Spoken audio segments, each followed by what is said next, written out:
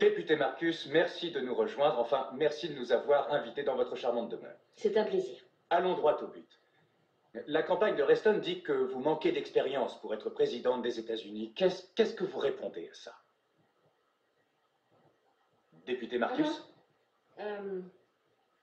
Il y a quelque chose que ma grand-mère faisait lorsqu'il m'arrivait de sortir avec un garçon. Je lui disais son nom et après elle me demandait « Oh, dans quel quartier habite-t-il » C'était sa manière de demander si mon petit ami était blanc.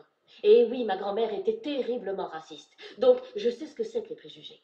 Il ne s'agit pas d'expérience, James, il s'agit de genre. Reston dit que je n'ai pas les couilles pour être présidente. Et c'est à prendre au sens littéral, c'est insultant.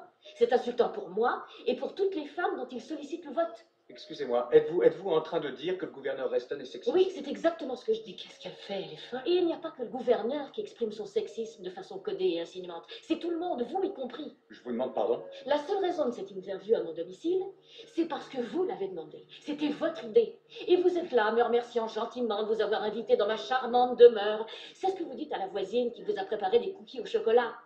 Cette carafe de thé glacé n'est même pas à moi. C'est votre producteur qui l'a placée là. Pourquoi? La même raison pour laquelle vous me qualifiez de Cendrillon des temps modernes. Cela rappelle au public que je suis une femme sans avoir à utiliser le mot. Et à vos yeux, c'est qu'une allusion, je comprends. Et je suis sûre que vous pensez que c'est inoffensif. Mais vous savez quoi? Ça ne l'est pas. Député Marcus. Ne m'interrompez pas quand je parle. Il faut que je l'empêche pas. Vous encouragez la propagation des stéréotypes. Insidieusement, vous diffusez l'idée que les femmes sont inférieures aux hommes. Vous servez la soupe à Reston et à tous les autres imbéciles et autres arriérés qui pensent qu'une femme ne peut pas être commandant en chef. Oui, gouverneur, l'imbécile, c'est bien vous.